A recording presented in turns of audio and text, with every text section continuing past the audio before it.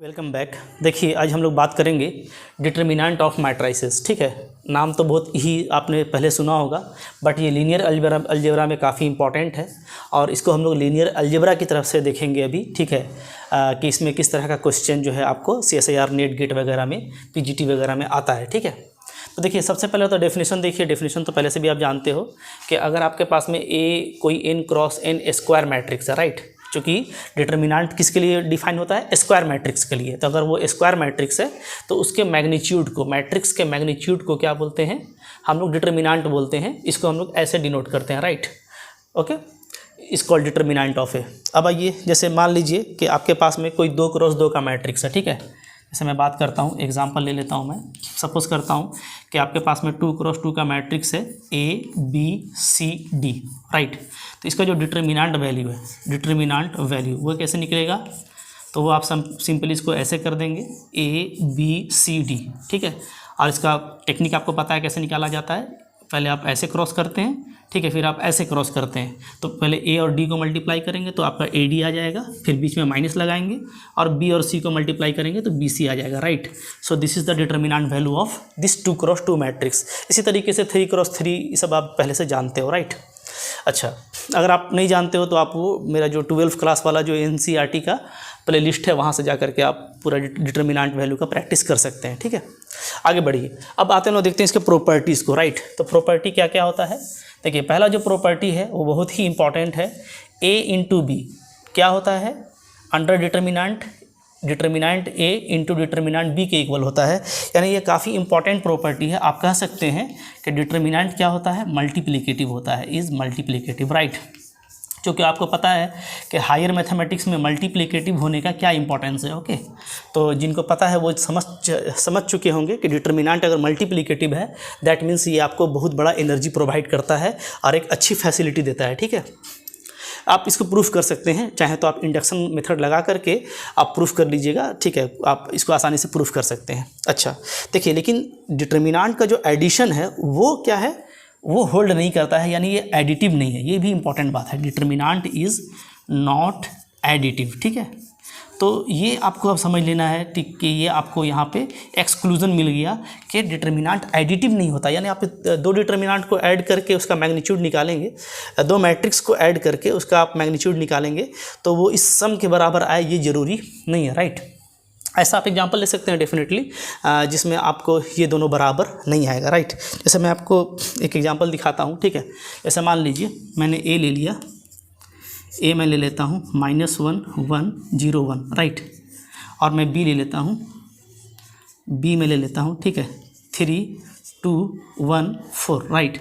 अब देखिए, अब दोनों को ऐड करेंगे तो क्या आएगा, तो ऐड करने से आपका आ जाएगा A + B, -1 और 3 आपका हो गया 2 1 2 3 0 1 1 1 4 5, राइट। ठीक है, अब देखिए हम लोग अगर इसका निकाल दें डिटर्मिनेंट, ओके, इसका अगर मैं डिटर्मिनेंट निकाल दूँ तो क्या आ जाएगा, तो आ जाएगा 5 2 10 और -3 आपको आ गया 7, राइट। क्लियर है। अच्छा, अब देखिए अगर मैं A का डिटर्मिनेंट निकालता हूँ तो A का डिटर्मिनेंट क्या आएगा, आप देखिएगा तो सिंपली -1, राइट। B का डिटर्मिनेंट क्या आएगा, B का डिटर्मिनेंट आपका आएगा 4 3 12 और -2, 12 - 2 यानी आपका 10, राइट। अब इन दोनों को आप ऐड कीजिए, ठीक है, तो आप ऐड कीजिएगा तो डेफिनेटली दोनों का जो सम है वो क्या आएगा, 9 आएगा। Determinant A + determinant B = 9, right.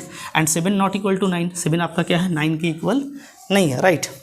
तो आप देख लीजिए कि A + B आपका डिटर्मिनेंट ये इसके इक्वल नहीं आया। ठीक है, तो इस तरह से आप आसानी से देख सकते हैं कि डिटर्मिनेंट आपका एडिटिव नहीं होता है, राइट। अब देखिए मैट्रिक्स A का पावर n का डिटर्मिनेंट आप लगाएंगे तो डिटर्मिनेंट का पावर n आ जाएगा, राइट।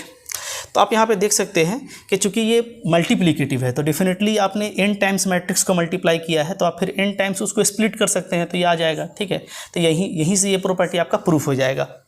यहाँ पे आप देखिए, अगर आप किसी स्केलर k से मल्टीप्लाई करते हैं, राइट, कि आपका क्या है, स्केलर है, अगर आप इसे मल्टीप्लाई करते हैं तो ये आपका k⁴ n मैट्रिक्स A हो जाता है, राइट।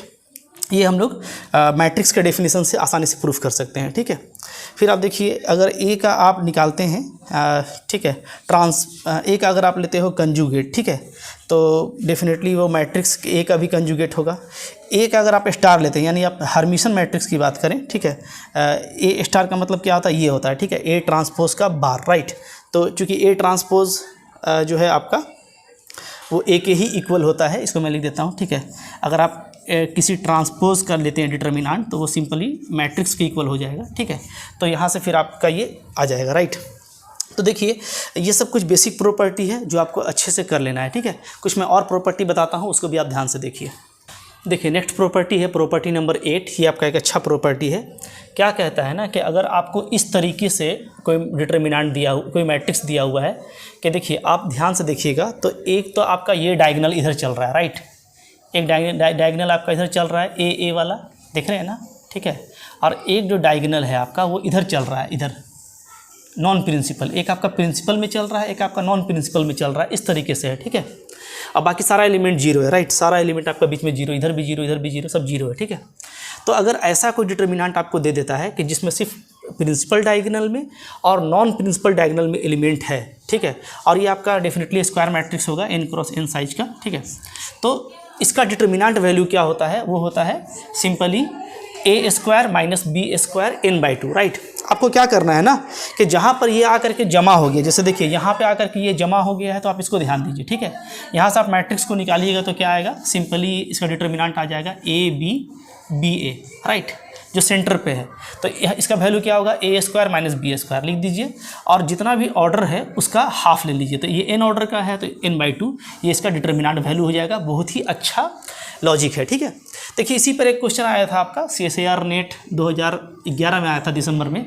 आपको डिटर्मिनेंट ए बताना था, जबकि डिटर्मिनेंट आपको इसी तरह का दिया हुआ है कि आपका सिर्फ प्रिंसिपल डायगोनल में एलिमेंट है और नॉन प्रिंसिपल डायगोनल में एलिमेंट है। तो देखिए, बहुत इजी हो जाएगा निकालना। कैसे निकालेंगे, सिंपली इस जहाँ पे जमा हुआ है उसको देख लीजिए। तो 1 का स्क्वायर 1 हो जाएगा, 2 का स्क्वायर करेंगे तो 4 हो जाएगा, राइट। और ये कितना ऑर्डर का है, तो ये देखिए 6 ऑर्डर का है, इसका हाफ कीजिएगा तो 3 हो जाएगा, यानी -3 का पावर 3 लीजिएगा तो आपका क्या आ जाएगा, -27। So correct option is c. देखिए कितना जल्दी बन गया, राइट। इसी तरह का एक आपका प्रॉपर्टी है, नॉन प्रिंसिपल डायगोनल में अगर 1 है तो, ठीक है। जैसे देखिए 0 0 0 0, राइट, यहाँ पे 1 है, फिर 0 0 0, फिर ये 1 यहाँ पे आ गया, 0 0, राइट। ओके, चलता रहेगा। इसी तरीके से आपका ये 0 0, राइट, 1 0 0, ये चलता ही रहेगा, ठीक है। और लास्ट में यहाँ पे 1 आ जाएगा, 0 0, इस तरह का। मतलब कि आपको जो 1 दिया है वो क्या दिया है, सिर्फ नॉन प्रिंसिपल डायगोनल में दिया है, ठीक है। तो इसका डिटर्मिनेंट क्या होता है, तो इसका डिटर्मिनेंट होगा आपका, याद रखिएगा, -1 का power greatest integer n/2, right. Greatest integer n/2, यानी अगर ये n ऑर्डर का है, n ऑर्डर का अगर स्क्वायर मैट्रिक्स है तो -1 का पावर n/2, राइट। जैसे मैं एग्जांपल दिखाऊं आपको, मान लीजिए आपको एक मैट्रिक्स दे रखा है, ठीक है, इस तरह का है, क्या है, 0 0 0 1 0 0 1 0 0 0 0 1 0 0 एंड 1 0 0 0, राइट। तो ये 4 ऑर्डर का है डेफिनेटली। तो इसका डिटर्मिनेंट क्या आ जाएगा, इसका डिटर्मिनेंट आ जाएगा -1 का पावर, ठीक है, 4/2 का ग्रेटेस्ट इंटीजर। तो ये तो 2 ही होगा, तो -1 का स्क्वायर, ये आपका क्या आएगा, 1 आएगा, राइट। तो इस तरह से ये बहुत हेल्पफुल है। जब हम क्वेश्चन करेंगे तो इसका बहुत देखिएगा यूज़ होगा, ठीक है, डिफरेंट MCQ में। तो ये भी आपके लिए एक इंपॉर्टेंट प्रॉपर्टी है, ठीक है। इसके बाद मैं कुछ और इंपॉर्टेंट प्रॉपर्टी आपको दिखाऊंगा। तो देखिए, जो अदर प्रॉपर्टीज़ है for the matrix of size n, ठीक है, डिटर्मिनेंट जो होता है मैट्रिक्स का, वो क्या होता है, वो प्रोडक्ट ऑफ आइगन वैल्यूज़ होता है, ठीक है।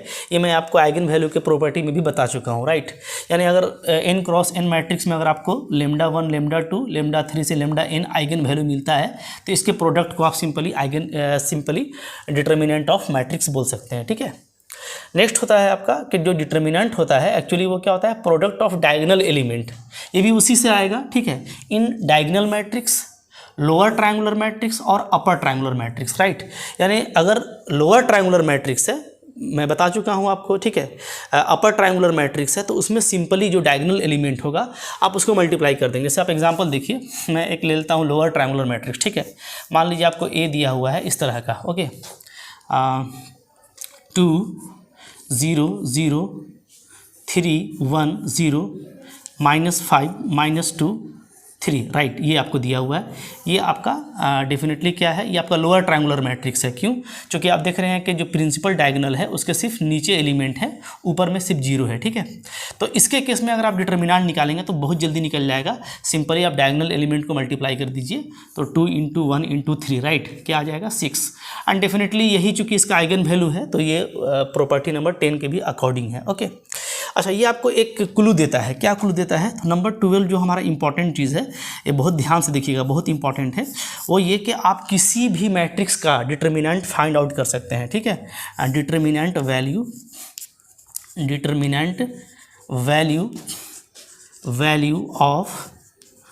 Of any matrix, right. कोई भी प्रॉपर्टी बेस्ड जो मैट्रिक्स होता है उसका, स्पेशल मैट्रिक्स का आप डिटर्मिनेंट निकाल सकते हैं। ये आपको MCQ में बहुत ज़्यादा सपोर्ट करता है ऑप्शन को डिस्कार्ड करने में, राइट। क्योंकि कुछ ऐसा ऑप्शन रहता है जो आप देखते ही हटा देंगे कि ये तो इसका डिटर्मिनेंट वैल्यू हो ही नहीं सकता है।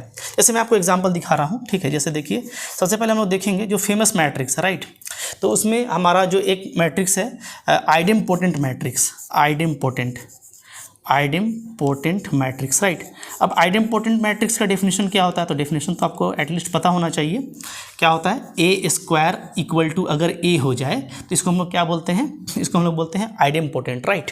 ओके, अब बहुत ही इंपॉर्टेंट मैट्रिक्स है, इससे रिलेटेड बहुत सारा प्रॉपर्टीज़ है। तो अगर आपने मेरा वो मैट्रिक्स का सारा वीडियो नहीं देखा है ना, तो मैट्रिक्स के प्लेलिस्ट में मैट्रिक्स हायर अलजेब्रा के नाम से प्लेलिस्ट है, उसमें आप सारे मैट्रिक्स को कम से कम उसका डेफिनेशन, प्रॉपर्टी ये देख लीजिए, कम से कम पहचान लीजिए, राइट। तो मैट्रिक्स का डिटर्मिनेंट का क्वेश्चन श्योर आएगा, तो आपको मिस नहीं करना है। तो देखिए, आइडेम्पोटेंट मैट्रिक्स आपको दिया हुआ है क्वेश्चन में, तो हम लोग समझ गए कि ये A² इक्वल टू A होता है। जहाँ आप इस पर डिटर्मिनेंट लगा दीजिएगा तो क्या हो जाएगा? A² का डिटर्मिनेंट इक्वल टू A, दोनों तरफ लगा दिए, राइट। अब देखिए, चूँकि जो डिटर्मिनेंट है वो मल्टीप्लिकेटिव है, तो आप इसको कैसे लिखेंगे? A² लिख देंगे, इसको इधर ले जाइए, तो ये -A इक्वल टू 0, राइट। अब यहाँ से आप देखिएगा, तो इसको आप कर सकते हैं क्या? A को कॉमन ले लीजिए, तो अंदर में आ जाएगा आपका दिस -1 इक्वल टू 0, राइट। तो यहाँ से पता चल रहा है आपको कि जो इसका डिटर्मिनेंट वैल्यू है वो या तो 0 होगा, ये इस फैक्टर से, और या तो 1 होगा। तो अब कन्फर्म हो गया कि जो डिटर्मिनेंट वैल्यू है आइडेम्पोटेंट मैट्रिक्स का, वो क्या होता है? वो या तो 0 होता है या तो 1 होता है। इसके अलावा आइडेम्पोटेंट मैट्रिक्स है और आपको ऑप्शन ही दे रखा है, मान लीजिए जो है आपको कोई क्वेश्चन दे रखा है आइडेम्पोटेंट मैट्रिक्स का MCQ में, ठीक है, और आपको दे दिया है कि बहुत जो है 50 × 50 मैट्रिक्स है ना। अब आप देख के डर गए कि भैया इतना बड़ा मैट्रिक्स से कैसे करेंगे? डरना नहीं है। मान लीजिए आपका MCQ ऐसा दे दिया है, ठीक है, कि इसका वैल्यू है कितना है? तो इसका वैल्यू है मान लीजिए 23 दे दिया है, ठीक है, 4 दे दिया है, ऑप्शन में बता रहा हूँ, 6 दे दिया है और 1 दे दिया है, ठीक है ना। तो आप क्या करेंगे? आप डायरेक्ट बोलेंगे कि भैया ये सब तो हो ही नहीं सकता ना, 23 4 6 तो हो ही नहीं सकता। जब भी आइडेम्पोटेंट मैट्रिक्स है इसका डिटर्मिनेंट वैल्यू 0 होगा या तो 1 होगा, सो 1 is the correct option, right. तो इस तरीके से आपको ऑप्शन डिस्कार्ड करने में बड़े बड़े क्वेश्चन में ये हेल्प करेगा, ठीक है।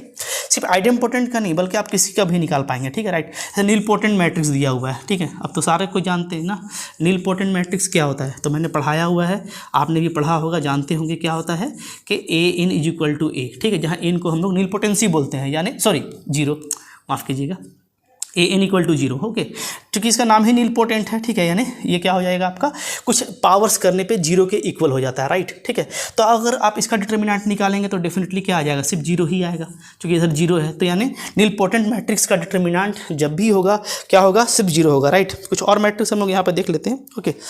जैसे देखिए, मैं आपको एक बताता हूँ, इनवोल्यूटरी मैट्रिक्स, राइट।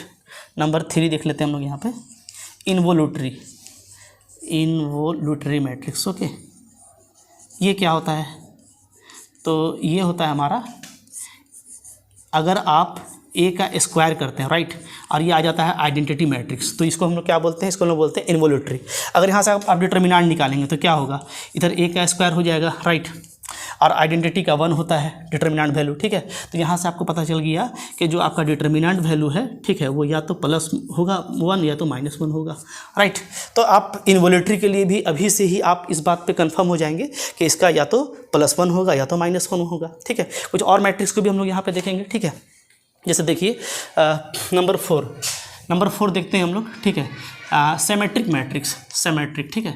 तो सिमेट्रिक मैट्रिक्स क्या होता है? तो सिमेट्रिक मैट्रिक्स होता है आपका कि ए का ट्रांसपोज क्या हो जाए, ए की इक्वल हो जाए। अगर आप डिटर्मिनेंट लेते हो, ठीक है, तो ए का ट्रांसपोज का determinant equal to A, right. अब दोनों तरफ डिटर्मिनेंट क्या हो जाएगा आपका, इक्वल हो जाएगा, क्योंकि ट्रांसपोज का भी सेम होता है, तो ए इक्वल टू ए आ रहा है, राइट। इसका मतलब है कि यहाँ पे आपको कोई खास प्रॉपर्टी नहीं मिलने वाला है, ये कोई भी आपका रियल वैल्यू हो सकता है या तो कॉम्प्लेक्स वैल्यू हो सकता है, ठीक है, ओके। ऐसे आपको करना है, तो सिमेट्रिक को लेकर के कोई खास रिजल्ट नहीं रहेगा, ठीक है। इसी तरीके से हम लोग एसक्यू सिमेट्रिक का देखेंगे, राइट। एसक्यू सिमेट्रिक का अगर हम करते हैं तो क्या आता है, देखिए एसक्यू सिमेट्रिक, ओके।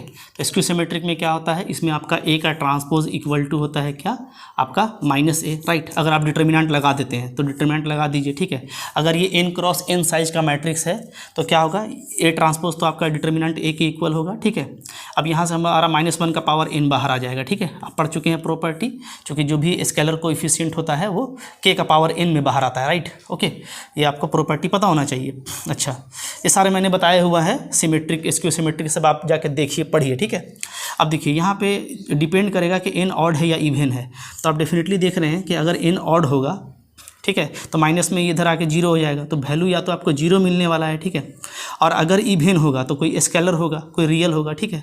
तो कोई भी स्केलर या रियल इसका वैल्यू हो सकता है, वो डिपेंड किस पे करेगा, वो डिपेंड करेगा आपका कि n आपका ऑड है या n आपका क्या है, या n आपका इवन है, राइट।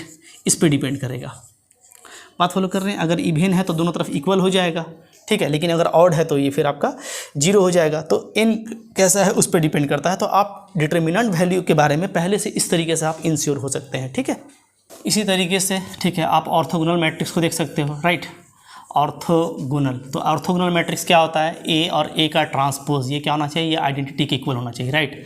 अगर आप इसमें डिटर्मिनेंट लगा देंगे तो ये हो जाएगा ए, ठीक है, ए का ट्रांसपोज भी सेम होता है, ओके। तो ए का ट्रांसपोज, ठीक है, इक्वल टू इधर आपका आ जाएगा 1, राइट। तो ये देखिएगा, ये आपका अगर कॉम्प्लेक्स इंट्री भी है तो ये बिहेव करेगा आपका जेड का कंजुगेट, ठीक है, इक्वल टू 1, राइट, यानी जेड स्क्वायर इक्वल टू 1, ठीक है। तो ये क्या है, ये आपका एक यूनिट सर्कल है, यानी इसका जब भी जो डिटर्मिनेंट वैल्यू होगा, ठीक है, तो वो क्या होगा, वो आपका इस फॉर्म का होगा, राइट। ई आई थीटा क्या होता है, ये होता है आपका कॉस थीटा प्लस आई साइन थीटा, जिसका डेफिनेटली आप मैग्नीट्यूड निकालेंगे तो क्या आएगा, हमेशा 1 आएगा, यानी ये सर्कल के सर्कमफ्रेंस पे लाई करता है। तो जो भी वैल्यू इसको सेटिस्फाई करेगा वही इसका डिटर्मिनेंट होगा, राइट। इसी तरीके से आप चाहें, ठीक है, तो आप यूनिटरी मैट्रिक्स का निकाल सकते हो, यूनिटरी, ओके। यूनिटरी मैट्रिक्स क्या होता है हमारा, यूनिटरी होता है कि आप ले लेते हैं A star is equal to identity, right. ये ले लेते हैं, ए स्टार क्या होता है, तो ये आपका होता है, ये आपका होता है, ठीक है, ए के ट्रांसपोज का बार होता है, राइट, ये, ओके। तो ये आपका हो जाएगा। तो अगर लगाते हैं हम डिटर्मिनेंट तो इधर आपका आ जाएगा आइडेंटिटी, राइट, ओके। अच्छा, आइडेंटिटी का क्या हो जाएगा वैल्यू, इसका आपका हो जाएगा 1, ओके। अब आप इसको फिर से अलग अलग कर सकते हैं, ठीक है। तो इसको हम देखिए फिर ऐसे लिखेंगे, ठीक है, ए और ए के ट्रांसपोज का ये, ठीक है, इक्वल टू 1। तो ये भी देखिए, ये भी आपका जेड बार, ठीक है, इक्वल टू 1 के जैसा आ रहा है। अगर कॉम्प्लेक्स इंट्री है तो यानी ये भी उसी को फॉलो करेगा, राइट, ठीक है। इसी तरीके से आप हर्मिशन का, ठीक है, एसक्यू हर्मिशन का, ये भी आप फाइंड आउट कर सकते हो, राइट, ओके। हर्मिशन में क्या होता है, ए इज इक्वल टू होता है आपका ए का स्टार, ठीक है, यानी डिटर्मिनेंट लगाइएगा तो ये हो जाएगा आपका, ठीक है, और ए के ट्रांसपोज का बार आएगा, राइट, ओके। तो ये होगा, तो ये यानी जेड इक्वल टू जेड बार इसको जो है फॉलो कर रहा है। तो Z equal to Z bar हो तो क्या होता है, आपका जेड प्योरली रियल होता है, राइट। तो इसमें क्या होगा, आपका जो डिटर्मिनेंट वैल्यू है वो आपका प्योरली रियल होगा, जब भी होगा रियल होगा, राइट। इसी तरीके से आप स्क्यू हर्मिशन को देखेंगे तो इसमें क्या होता है, ए इक्वल टू होता है minus of A star, right, okay. तो ओके, इन ऑर्डर का है, तो इसमें जब हम लगाएंगे डिटर्मिनेंट तो देखिए इस तरह का बिहेवियर आ जाएगा, जेड, ठीक है, -1 का पावर n जेड बार आएगा, राइट, ओके। चूँकि मैंने आपको ये प्रॉपर्टी यहाँ पे बताया था। अब देखिए यहाँ पे फिर से अगर n आपका ऑड है, अगर आपका n ऑड है, राइट, तो n अगर ऑड होगा तो Z equal to minus Z bar हो जाएगा, ठीक है। तो उस केस में आपको जो डिटर्मिनेंट है वो क्या मिलेगा, वो आपको मिलेगा प्योरली इमेजिनरी, क्या मिलेगा, प्योरली इमेजिनरी, राइट। आप इसको निकाल सकते हैं इस तरीके से। अच्छा, इसी तरीके से अगर n मेरा इवन है तो आपको ये क्या मिलेगा, आपको जो डिटर्मिनेंट a है, चूँकि उस केस में क्या आ जाएगा, जेड इक्वल टू जेड बार आ जाएगा, राइट। तो ये आपको क्या मिलेगा, ये आपको प्योरली रियल मिलेगा। तो इस तरीके से देखिए आप किसी भी मैट्रिक्स का डिटर्मिनेंट को बहुत ही ईजिली निकाल पाएंगे, राइट। तो देखिए आई होप आपको इसमें बहुत कुछ अच्छी बातें पता चली हैं, ठीक है। अच्छा लगा तो लाइक कीजिएगा, डेफिनेटली मेरे चैनल को सब्सक्राइब कीजिए। डेली आपको कंटेंट मिलता रहता है। अगर आप पीजीटी की तैयारी कर रहे हैं अभी, ठीक है, तो आप व्हाट्सअप कर सकते हैं इस नंबर पे, राइट, डिस्प्ले हो रहा है नंबर आपके पास में। और डेफिनेटली अच्छे से तैयारी करते रहिए। CSIR नेट की तैयारी कर रहे हैं, जो भी तैयारी कर रहे हैं, गेट की तैयारी कर रहे हैं, लग जाना डेडिकेटेड वे में, डेफिनेटली आपका होकर रहेगा। Thank you very much.